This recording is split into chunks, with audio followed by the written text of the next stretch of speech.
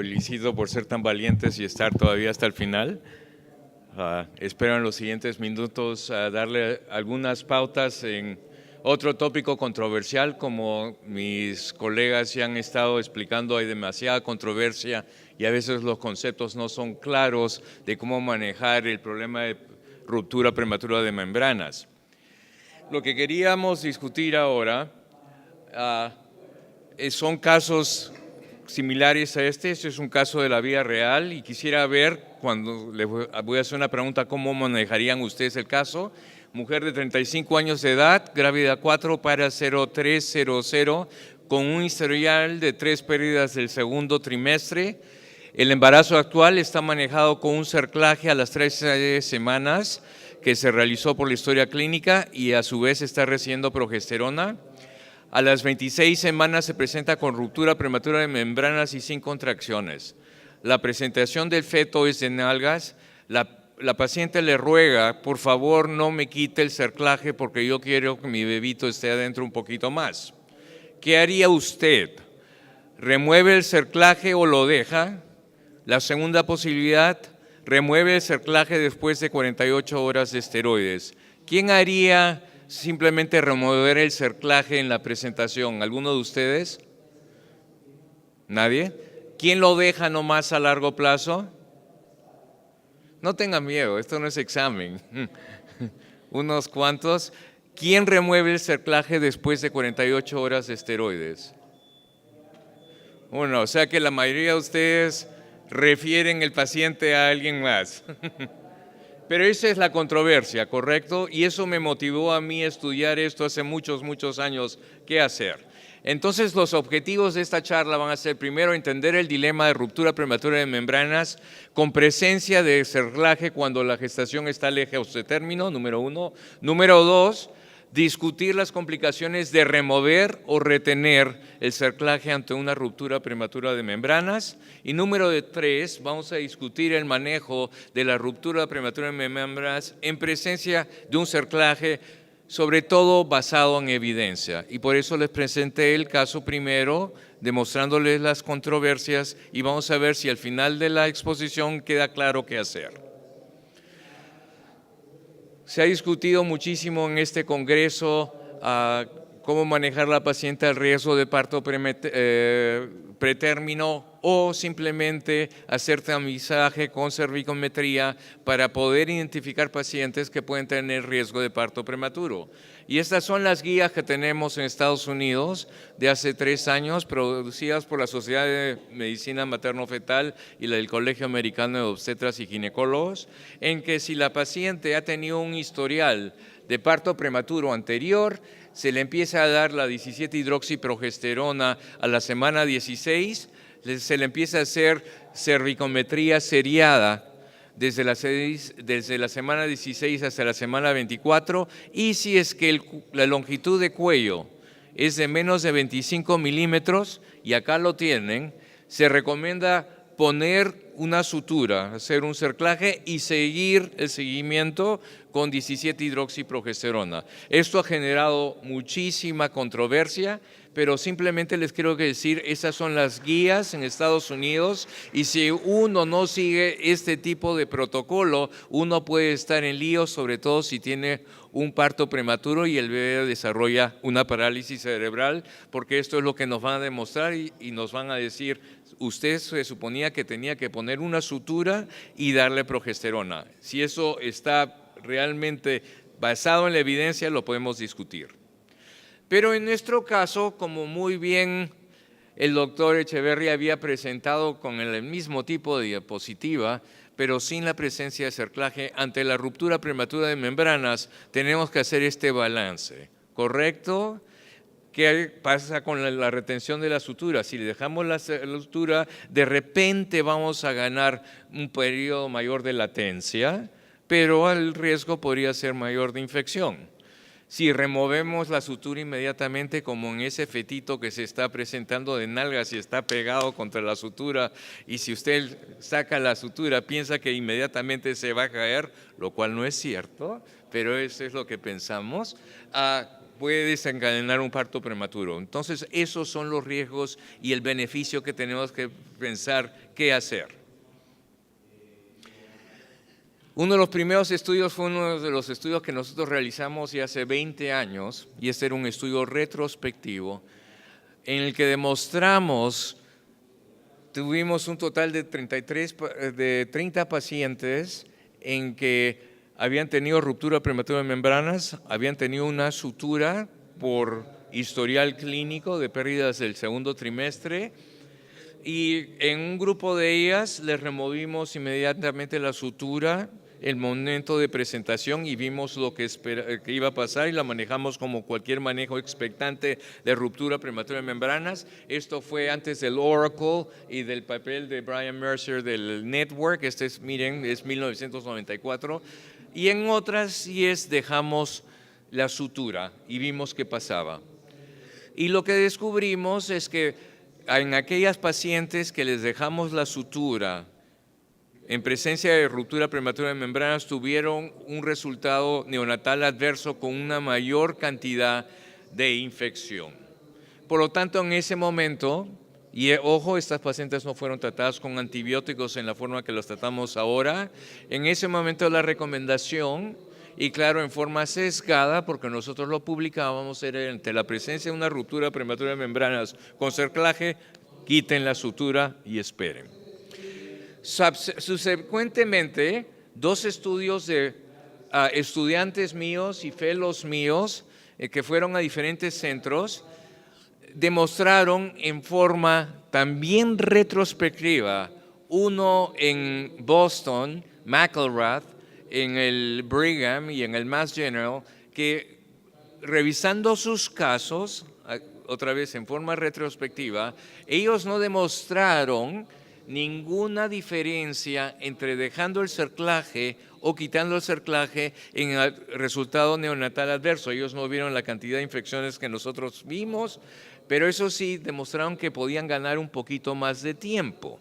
Por lo tanto, la recomendación de ellos fue, ¿saben qué? Ante una ruptura prematura de membranas, mientras que no haya señales de corioamnionitis, y acabamos de escuchar que tardía es la manifestación clínica de corioamnionitis, pero lo que recomendaban es deje la sutura. ¿Por qué la diferencia entre los 2 estudios? La población que yo tenía en Filadelfia era una población morena de color que tiene muchísimo más riesgo de complicaciones. La población que tenía Tom McElrath en Boston era con una población totalmente de raza blanca, que tenían otro tipo de características. Cuando se ha visto el periodo de latencia con o sin cerclaje, y refiero a latencia a un periodo de mayor de 48 horas, todos los estudios no son claros, y esos son todos los estudios que han habido a través de la literatura. Algunos señalan que sí, en algunos casos se gana mucho más tiempo, en otros no. Por lo tanto, no estaba claro qué es lo que se debe hacer. Y en lo que se refiere a las complicaciones con retención de la sutura, y esto fue basado en una revisión que hizo Vincenzo Berghella ya hace unos 4 años, lo que más llamaba la atención cuando se ponían todos los 5 estudios que han habido, ojo, retrospectivos, era que había con retención de la sutura, lo ven acá, una mayor incidencia de mortalidad neonatal secundariamente a la sepsis. ¿A qué se debió eso? Realmente lo que empujó esto fue nuestro estudio, que fue el único que demostró en forma contundente, nuevamente en forma retrospectiva, que aquellos bebitos que habían estado expuestos a la retención de la sutura con presencia de un cerclaje tenían muchísimo mayor riesgo de morirse de sepsis en el periodo neonatal.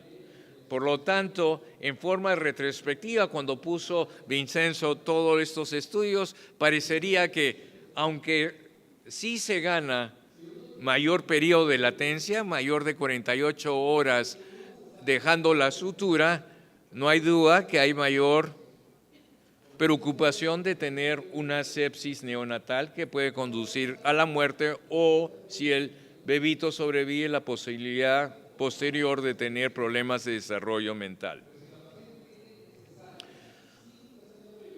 Por lo tanto, ha habido también discusión, hemos estado fijándonos en el neonato, en el bebé, que hay de la madre. No hay duda que si uno ve la cantidad o el porcentaje de coriomielitis maternal, si es que deja la sutura, tiene muchísimo mayor incidencia de coriomielitis y de endometritis en aquellas mujeres en que les dejó la sutura. ¿Eso tiene sentido? Podemos discutir. Felizmente hoy en día con antibióticos eso no es un gran problema porque una endometritis la puede tratar fácil. O también una coriomielitis. El gran problema no es la mami, el problema es el baby. Ese es el gran problema.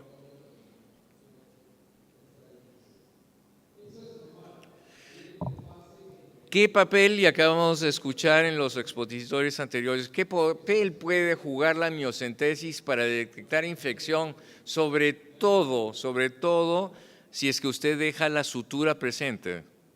Entonces la paciente se presenta, ruptura, tiene una sutura, un cerclaje, ¿le hace el amnio o no le hace el amnio? Sobre todo si la mujer no tiene ninguna sintomatología, no tiene fiebre, no tiene dolor, no está contrayendo.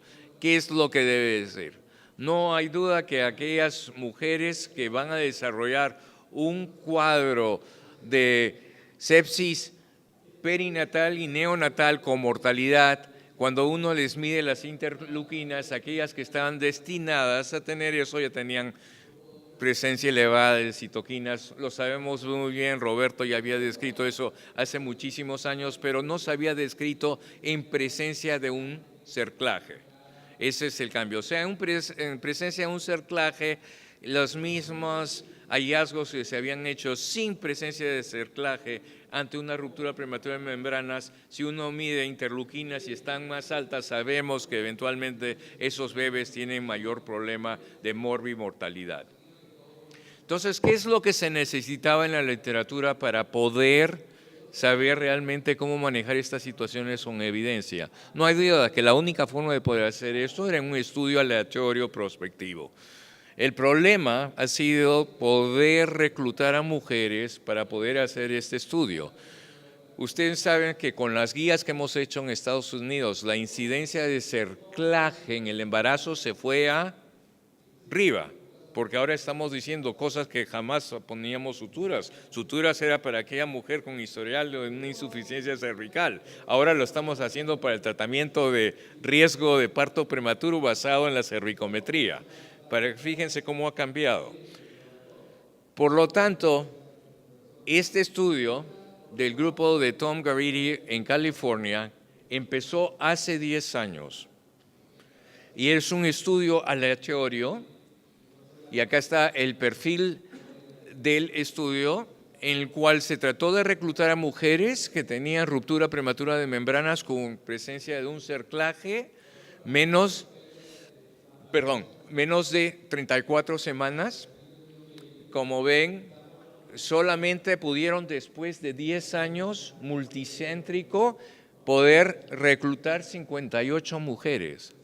Solo 50. ¿Y saben cuál fue la mayor razón por no poder reclutar? Era el sesgo de los médicos, que decían, de ninguna manera, yo te voy a quitar la sutura o te dejo la sutura por solo 48 horas, te doy esteroides y la quito. O sea, no hubo muchos casos. Después de 10 años decidieron parar el estudio, ver si había ventaja o desventaja. Ojo, con solo 58 mujeres, ellos necesitaban para poder tener suficiente poder en el estudio 250, o sea que estamos hablando casi simplemente un 25, un 30% o un poquito más. No, eran un 40% de las mujeres que fueron reclutadas. Pero el estudio fue aceptado y los análisis demostraron que después de 10 años, fíjese cuántos hospitales, solamente reclutamos un total de 40 personas y esto demuestra que difícil es poder hacer este estudio, por lo tanto no les podemos dar una pauta exacta de cuál es la evidencia de qué se debe hacer. Y porque ya no queda mucho tiempo, lo único que les puedo decir en el estudio de 58 mujeres en que la mitad fue randomizada a quitarle la sutura y la otra en retener la sutura ante una presencia de ruptura de membranas, no se encontró diferencia alguna en sepsis neonatal o muerte perinatal, ¿ok? Diferente a lo que yo había descrito hace 20 años, o sea, no diferencia neonatal. Y la única diferencia que demostraron, pero que ni siquiera alcanzó un valor significativo, era que, por ejemplo, en las mujeres en que habíamos dejado la sutura, que tenían lo que habíamos descrito antes, mayor incidencia de coriomielitis y mayor incidencia de endometritis, pero estas no alcanzaron valor significativo y ojo, era porque no habían tenido suficiente número de casos. Por lo tanto, esto es más o menos lo que yo recomendaría basado en la poca evidencia que tenemos y estudios retrospectivos y el único estudio aleatorio que se trató de realizar que tuvo que ser parado por no poder reclutar más pacientes.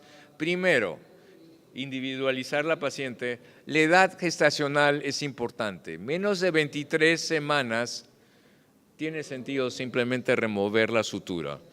Se ha estudiado esto en forma prospectiva. ¿Hay evidencia? La respuesta es no. Esa es la sugerencia, la recomendación, que es de la peor, tipo level 3, ¿no es cierto?, de tercer nivel, quote unquote, un experto, y yo ni siquiera soy un experto. Bueno, quizás seas, porque soy uno de los pocos que ha escrito de esto. La segunda, entre 23 semanas y casi 32 semanas, ¿no? Las semanas que son importantes. Hay dos posibilidades. O sacar, ya les demostré que realmente no hay mucho cambio y beneficio en el bebé dejándolo o no dejándolo, remover el cerclaje inmediatamente o removerlo después de 48 horas. No dejarlo más de 48 horas. ¿Por qué? Porque aunque se demostró que había un periodo en algunos estudios retrospectivos de mayor latencia, no hubo ningún efecto neonatal positivo, ¿ok? Y todavía hay la preocupación que de repente dejándolo más podemos tener sepsis neonatal y no hay duda que para la madre es mucho mejor remover la sutura. Por lo tanto, yo sugiero o lo remueve inmediatamente o le da el curso de esteroides y después lo remueve. Y después de 32 semanas, la recomendación sería de remover la sutura. Nuevamente, no tengo ningún estudio aleatorio después de 32 semanas, pero yo creo que todo el mundo está de acuerdo que las semanas importantes son las semanas entre la 24 a la 32. Entonces, si volvemos al caso que les había demostrado al principio, la pobre mujer ha perdido ya 3 bebés entre 20 a 24 semanas, tiene su sutura, está contenta, rompió las membranas a las 26 semanas.